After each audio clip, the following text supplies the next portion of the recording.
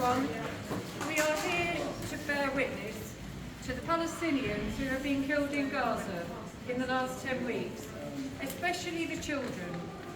The exact number of children who have been killed in Gaza is not known, and the number will rise as we speak.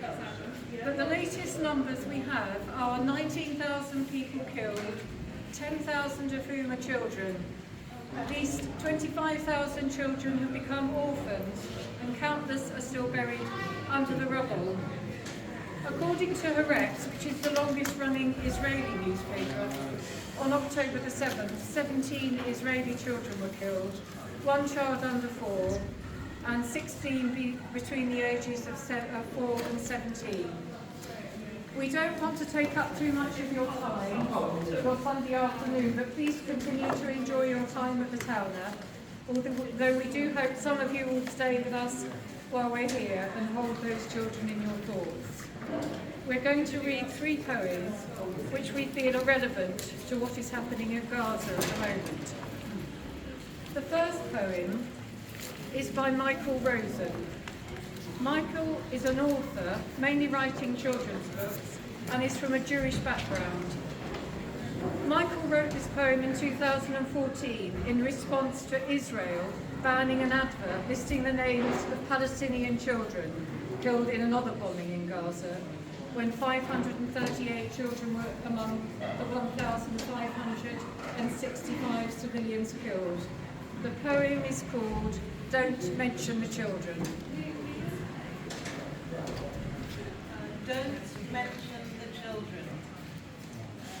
Don't name the dead children. The people must not know the names of the dead children. The names of the children must be hidden. The children must be nameless. The children must leave this world having no names. No one must know the names of the dead children. No one must say the names of the dead children. No one must even think that the children have names. People must understand that it would be dangerous to know the names of the children. The people must be protected from knowing the names of the children. The names of the children could spread like wildfire. The people would not be safe if they knew the names of the children. Don't name the dead children. Don't remember the dead children. Don't think of the dead children. Don't say dead children. You may be aware that Jesse Darling, this year's winner of the Turner Prize, when giving his acceptance speech, waved a Palestinian flag which he pulled out of his pocket. When asked why, the artist said, "Because there is a genocide going on and I wanted to say something about it on the BBC."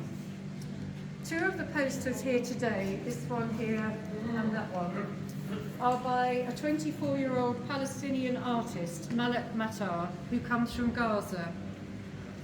She was accepted to study art at Central St Martin's and started there in September of this year. She began painting in 2014 during the 2014 Gaza war as a way to express her emotions and work through her trauma. Her work started to gain attention, and by the age of 14 she had her first gallery opening in Gaza. In 2016, her paintings were exhibited at the Palestine Museum in Bristol, but she wasn't able to attend because Israel would not authorise her a visa to leave Gaza. Her work has now been exhibited in over 80 countries. The second poem is by Mahmoud Darwish, an award-winning Palestinian author and poet who was considered Palestine's national poet. Mahmoud was born in Western Galilee. In 1948, his family were among 750 Palestinians who were evicted from their homes. His village was captured by Israeli forces. His family fled to Lebanon, and his village was destroyed to prevent its inhabitants from ever returning to their homes. He eventually returned to Palestine and lived in Ramallah, in the occupied West Bank. A central theme of his poetry is the concept of homeland, and his poetry has been described as the essential breath of the Palestinian people, the eloquent witness of exile and belonging. This poem acts as a powerful plea to be a candle in the dark and to help those who are in need, both near and far. As you prepare your breakfast, think of others. Do not forget the pigeons' food. As you conduct your wars, think of others. Do not forget those who seek peace. As you pay your water bill, think of others, those who are nursed by clouds. As you return home to your home, think of others. Do not forget the people in the camps. As you sleep and count the stars, think of others, those who have nowhere to sleep. As you liberate yourself in metaphor, think of others, those who have lost the right to speak.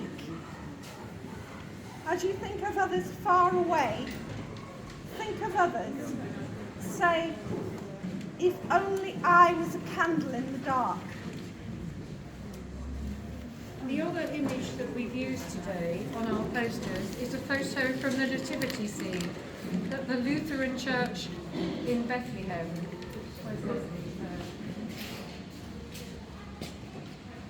The priest at the church, the Reverend Gunther Isaac, has said, and these are his words: Bethlehem is sad and broken. Christmas celebrations are cancelled this year, for it is impossible to celebrate when our people in Gaza are going through a genocide. Usually we have Jesus in the manger, surrounded by the shepherds, surrounded by the Holy Family. Here, we wanted to say that if you are looking for Jesus today, he would be in the midst of all the rubble.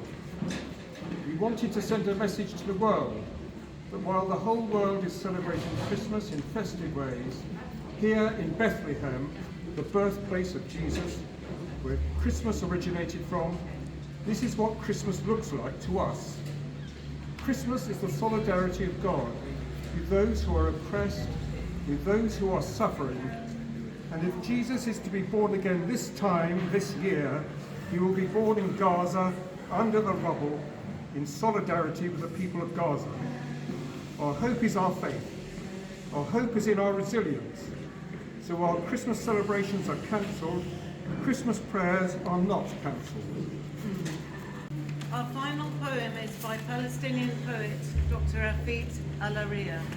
On December the 7th, Refaat was killed by an Israeli airstrike along with his sister and her 4 children. He was a prominent Palestinian writer, a poet, a professor, and an activist from the Gaza Strip. Refaat was born in Gaza City in 1978 during the Israeli occupation of Gaza, which he said had negatively influenced every move and decision he made.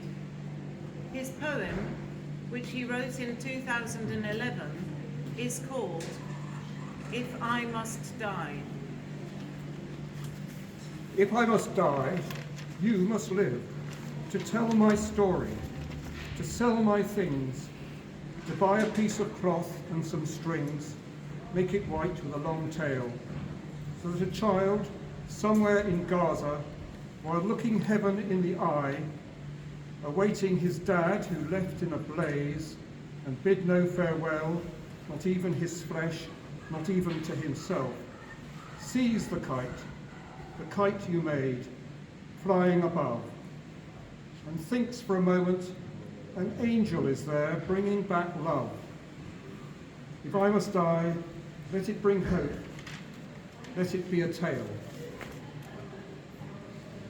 Thank you, everyone.